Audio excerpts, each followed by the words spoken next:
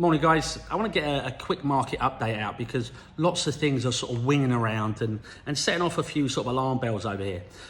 So yesterday obviously we had that massive move higher in gold which rallied about 2%, settled at an all-time high close. I mean, it wasn't a bad thing for us because if you go back to yesterday's video, we looked at those GLD 135 calls expiring in August. Well, they pulled about 100% return yesterday alone and still got about a month to run. So they're in good shape.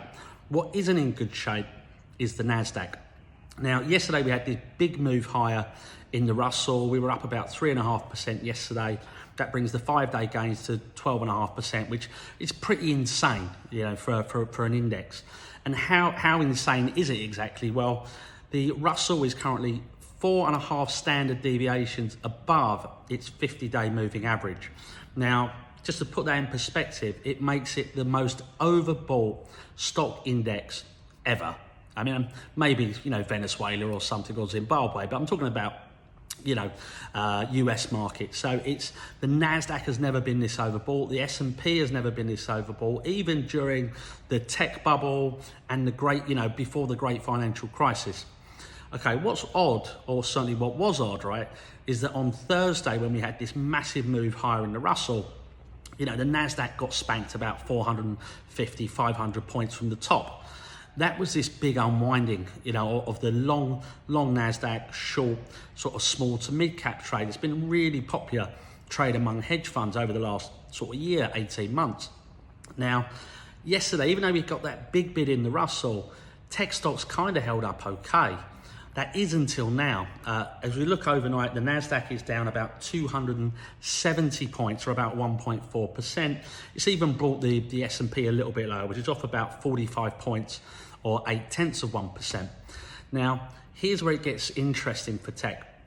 Last night, Donald Trump announced that his running mate would be JD Vance. Now, if you don't know JD Vance, he's an ex-Silicon Valley VC, venture capitalist. He's been really outspoken, right, that Google should be broken up. He's against these big tech monopolies.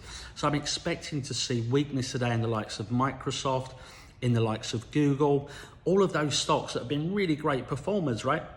That those are the ones that look most vulnerable to me, just because they're sort of so crowded and so popular. Following on from that, Trump was asked about Taiwan, whether he would support Taiwan. Well, his response wasn't too encouraging, certainly not if you're Taiwanese. His view was that Taiwan had taken a lot of the chip manufacturing from the US, okay, and he was fairly ambivalent towards protecting Taiwan. As a result, we saw the Taiwan stock market slide overnight.